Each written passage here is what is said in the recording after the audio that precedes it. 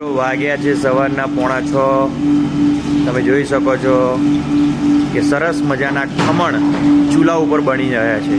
વલસાડના ફેમસ ભેકાભાઈના ખમણ તમે જોઈ શકો છો મિત્રો. એ ભેકાભાઈના ખમણ ખૂબ જ ફેમસ હોય છે, જબરજસ્ત ટેસ્ટ હોય છે ભેકાભાઈના ખમણનો. અને આ રીતે ચૂલા ઉપર જ આ ભેકાભાઈના ખમણ બનતા હોય છે મિત્રો. વલસાડ આવો અને ભેકાભાઈના ખમણ તો અવશ્ય ખાજો જ મિત્રો. સવારના 5:45 ખમણ તૈયાર થઈ ગયા છે. આમના ત્યાં બલ્કની અંદર ખમણ જતા હોય છે. થોડીક જ વારમાં તમને આમના ખમણ બતાવું છું. ગરમા ગરમ ખમણ તમે જોઈ શકો છો મિત્રો, તૈયાર છે. ઘણી બધી પ્લેટ બનાવેલી છે. તાજા જ ખમણ રોજ અહીંયા બનતા હોય છે. રોજ બરોજ તાજા જ ખમણ અહીંયા બને છે. ખમણ બનવાની આ ખૂબ જૂની પદ્ધતિ છે અને આ પદ્ધતિથી જ ખમણનો ટેસ્ટ ખૂબ સારો આવતો હોય છે મિત્રો. ખમણ આ પીપળા જેવું હોય છે, અંદર સ્ટેન્ડ મૂકેલું હોય છે ને નીચે લાકડાથી સળગાવીને આ ખમણ તૈયાર કરવામાં આવે છે. પણ ખૂબ જ ટેસ્ટી ખમણ હોય છે મિત્રો આમના. ખૂબ એટલે ખૂબ જ ટેસ્ટી ખમણ આ ભેકાભાઈના હોય છે મિત્રો. તમે જોઈ શકો છો ખમણનું ખીરું તૈયાર થઈ રહ્યું છે. આ ખમણનું ખીરું છે મિત્રો. મારા શાળાના બાળકો માટે હું હંમેશા આ જ ખમણ લઈ જાઉં છું. કોઈ પણ દિવસ મારા શાળાના બાળકોને કોઈ પણ જાતની તકલીફ નથી પડી. ખૂબ સરસ અને ટેસ્ટી ખમણ ભેકાભાઈના હોય છે.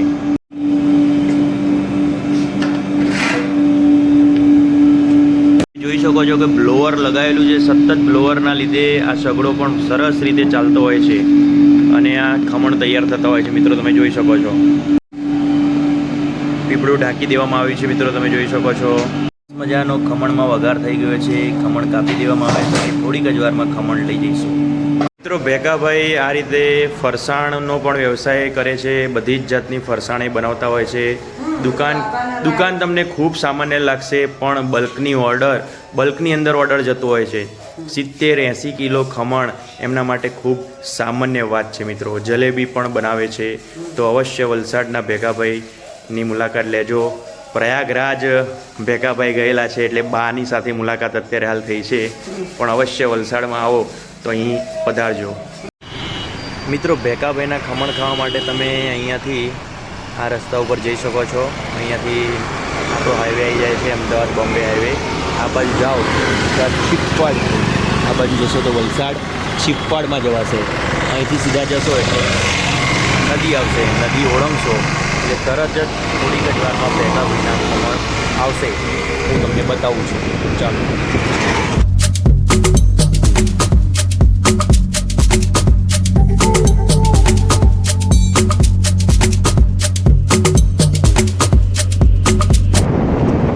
મિત્રો. તમે જોઈ શકો છો કે આ જે દુકાન દેખાય છે તે ભેકાભાઈની છે.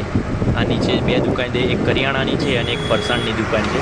તો આ ભેકાભાઈની દુકાન આગળ આપણે આવી ગયા છીએ મિત્રો. જોઈ શકો છો મિત્રો. તમે એક રસ્તો તો જોઈ લીધો, આ ચીપવાડ જાય છે, વલસાડ ચીપવાડ. હવે હું તમને આ ભેકાભાઈની જગ્યા ઉપર આવવા માટે બીજા રસ્તે હાઈવે બાજુનો રસ્તો બતાવું છું. ત્યાંથી પણ તમે આવી શકો છો.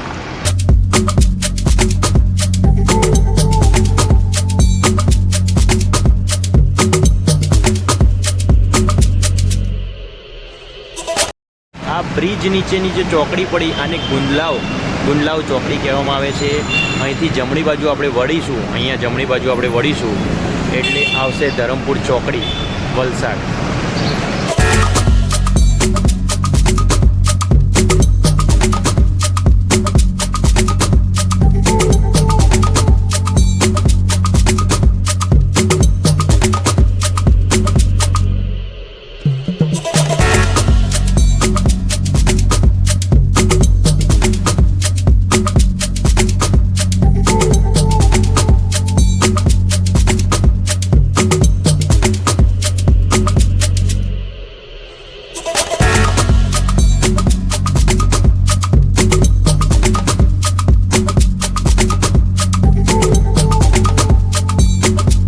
મિત્રો તમે જોઈ શકો છો ધરમપુર ચોકડી. અહીંયાથી વલસાડ તિથલ બાજુ જવાય છે અને આ છે સાંઈ મંદિર. આ બાજુમાં જે દેખાય ત્યાં મંદિર છે. અહીંથી આગળ પણ તમે સીધા જશો તો તો સુગર ફેક્ટરી પછી અતુલ આવે છે. અતુલ પહેલાં એક બ્રિજ આવે છે વલસાડ જવાનો. વલસાડ જવાના બ્રિજથી તમે જમણી બાજુ વળશો વલસાડ જવા માટે આ હાઈવેથી જમણી બાજુ તો 200 મીટરના અંતરે ભેકાભાઈની એક બીજી બ્રાન્ચ પણ છે. ત્યાં પણ એમને ખમણ વહેંચવાનું ચાલુ કર્યું છે. પણ અતુલ પહેલાં જે બ્રિજ આવે છે ત્યાંથી વલસાડ જવાના રસ્તા ઉપર ખાલી હાઈવેથી 200 મીટર જમણી બાજુ ઉપર જ ભેકાભાઈએ બીજી બ્રાન્ચ ખોલી છે. તો મિત્રો અવશ્ય લાભ લેજો. ખૂબ સારા અને સસ્તા ખમણ હોય છે. 100 રૂપિયે અત્યારે હાલ હું વઘાર્યા વગરના ખમણ લાવ્યો છું અને ખૂબ ટેસ્ટ સરસ હોય છે. તો મિત્રો અવશ્ય ભેકાભાઈના ખમણનો લાભ લેજો. ફરી મળીશું નવા વિડીયો સાથે. Bye bye, Tata. મિત્રો સાથે મારા બર્થડેની ખમણની પાર્ટી મિત્રો તમે જોઈ શકો છો.